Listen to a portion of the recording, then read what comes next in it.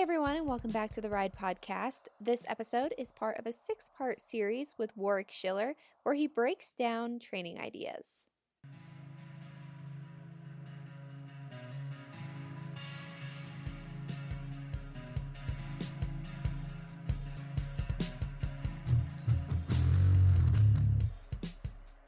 G'day everyone, I'm Warwick Schiller and welcome back to another Horse and Rider podcast. This podcast has a bit of a interesting title. The title, if you haven't read it already, is You Don't Take Self-Defense Classes While You're Getting Mugged. And, I have a TV show that has aired here in the US on Farm and Ranch TV and in the UK and Europe on Horse and Country TV, and it's called The Principles of Training. And one of the principles is they need to know the answer before you ask the question. And I really like to quote Elsa Sinclair. She says, good leaders only ask yes questions. And, I get a lot of questions that are along the lines of, I'm in the middle, what do you do when something terrible happens? You're in the middle of some sort of a situation, and usually when you're in the middle of some sort of situation, getting out of that situation relies on using the preparation that you have done for that situation. And so the more preparation you've done for the situation, the more options you have when you're in that. But if you're in that situation and you haven't done a lot of preparation for that situation, you're kind of stuck. And I recently interviewed for my podcast a man who was a former UN hostage negotiator. And he said that sometimes when you get put in situations to where you don't get to choose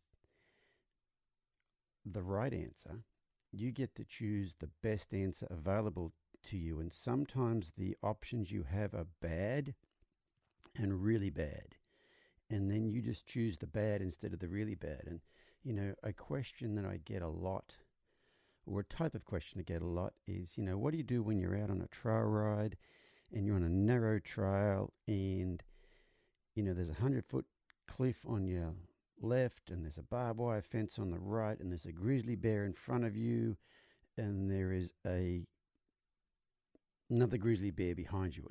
Questions like that don't really have good answers. And it's I actually was at a horse expo in, I think it was Equine Affair in Massachusetts a couple of years ago, and I was watching one of Mark Rashid's sessions, and someone asked him basically that very question, and he said, just don't die.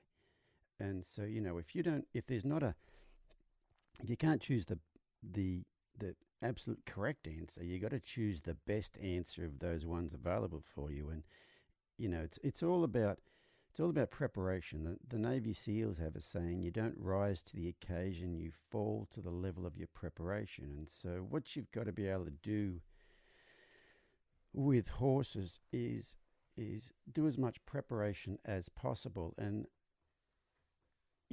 even for situations you can control, like say, trailer loading is a problem that a lot of people have, and there's a lot of different issues with trailer loading. But if you can do all the parts of the trailer loading before you get to the trailer loading, it makes it a whole lot easier. And you might be thinking, well, how do I get my horse to load in the trailer or work on trailer loading without trailer loading? Well, think about the skills a horse needs to have to get in a trailer. He has to be comfortable going through a narrow gap. So a lot of times I will work on having a horse go between me and the fence, sending a horse between me and a fence. And I'll be standing maybe 8 feet away from the fence. And when they get good going through 8 feet, I'll get to where they can go through 7 feet. And then when they get good through 7 feet, I'll get to 6 and to 5 and to 4 and to 3.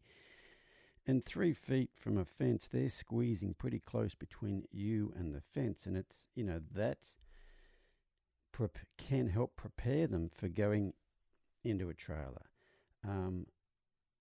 If you've got a trailer without a ramp, you might want to work on having them step up on a pedestal or a platform or something or other. If you've got a straight load trailer without a ramp, you might want to work on them backing off of a step or a pedestal or something or other like that before you go anywhere near the trailer. If you've got a ramp for your trailer, you might work on them going over a sheet of plywood laying on the ground before you start working on the trailer. So it all comes down to your preparation. And things like trailer loading are under your control. You choose when you want to load the horse on the trailer. And so you have a bit more leeway to prepare for that. But things that, like you're out trail riding and the grizzly bear shows up or whatever, those sorts of things, you really are limited to what you can do. But it's really about preparation. Like a very common question I just had to answer one this morning on Facebook is, when you're out trail riding with somebody else and you have to leave the somebody else, or the somebody else has to leave you and your horse gets wound up, what do? And that's one of those situations, just don't die. But for me, every horses are herd animals, and every horse is going to have that issue unless you prepare them for that issue. And so I have a series of exercises that I do in the arena at home early on in the training of every horse that really helps with that. And there's 16 steps to this, so there's a lot to it. But what I will do is, first I'll have my horse to where I don't do this until my horse is good in the arena on their own. They're not attracted to the gate. They're not attracted to horses over the fence. They can use the whole arena on their own. They can walk, they can trot, they can canter on a loose rein. They have control over themselves. And then what I'll do is I will have someone come into the arena on an older broke horse, and I'll be sitting on, somewhere in the arena, and they'll have that other person come in and sit on their horse somewhere else in the arena. And my horse will the horse I'm on I'm sitting on a loose rein. My horse will quite possibly look at that other horse and go, oh, look, another horse, I want to go over there. And I will allow them to.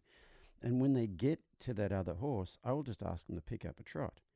If they're really attracted to that horse, they will tend to trot in circles around that horse, really close to him, possibly bumping into him, which is why it needs to be an old broke horse. And I'll just keep trotting around there until at some point in time they'll go, this is no fun, and they'll start to head away. I don't ask them to go away. They'll start to head away, and when they do, I let them stop and rest if they want to. They might only be 10 or 15 feet away, but I'll let them stop. But if I stop and let them rest, but then they go straight back to that horse, I'll do it again, and I'll do it again, and I'll do it again. And so step one is my horse can stand in the arena and the other horse can stand in the arena, not near each other, and my horse doesn't feel the need to go over there. That's step one. If you can't get that step one working, none of the other steps will work. Then what I do is I have my horse walk while the other horse stands still. And I ask my horse to walk. And if he walks straight over to that other horse, I pick up the trot again and trot around there until he leaves there. And so step one is my horse can stand, the other horse can stand. Step two is my horse can walk while the other horse stands and is not attracted to it. It's like that horse is not in the arena. Once that's good, then I will pick up a trot. And if my horse trots over to the other, so initially it was trotting in circles around the other horse versus resting. Okay, that's the two options the horse kind of has. But by the time you get to the trot, the two options are you can either trot or you can trot in tight circles around that other horse. And trotting in straight lines is much easier than trotting around the other horse. So step three, is I trot while they stand still. Then I go to the canter. I canter while they stand still. Okay, so there's the first four steps: standing still while they're standing still, walking while they're standing still, trotting while they're standing still, cantering while they're standing still. Then what I do is I stand still. So step 5 would be I ask them to walk, and I have them walk towards me, walk past me, walk away from me, and my horse is standing in a loose rein. And if my horse decides to want to turn and follow them, I tell them to stop. And when my horse catches up to them, then we're back to step 1 again. And we do that until my horse can stand still, their horse can walk around the arena, past me, beside me, away from me, all that sort of stuff, and my horse doesn't feel the need to follow them. Okay? Then what I do is the next step is I walk while they walk. And if I detect my horse trying to catch up to them, I tell them to stop. When we catch up to them, do the same thing again. Then I walk while they trot. I trot while they walk. Then I canter while they walk. And then, so it's the next 4 steps. So now we're 8 steps in. Then the next step is I stand still while they trot. Trot towards me, trot past me, trot away from me. Then I walk while they trot. Then I trot while they trot. Then I canter while they trot. So there's 12 steps in. Then the next step is I stand while they canter. Then I walk while they canter. Then I trot while they canter. And I canter while they canter. And in those 16 steps, I am covering every possible scenario of having to leave another horse on the trail. I've covered every scenario. I've covered the walking. I've covered me walking, my horse trotting, my horse cantering, while they walk, while they stand, while they walk, while they trot, while they canter. And I've covered all of those things. And I usually, once I start working on that exercise with a young horse, that's all I do for a few days. I repeat that. I don't allow other people to ride in the arena with me who are not on board with what I'm doing, because I am controlling the situation here. And the key to having the answers to situations that are out of your control, like say you're out trail riding and someone wants to gallop off into the distance, the key to being able to control situations that are out of your control is to teach that what to do in that situation completely under your control. So like I said, I really do that right at the beginning. Not at the beginning like first rides or anything, but after they can ride around and control themselves, walk, trot, canter, I can bend to a stop, I can steer, they're not attracted to any part of the arena, then I start to introduce that. And why do I introduce that?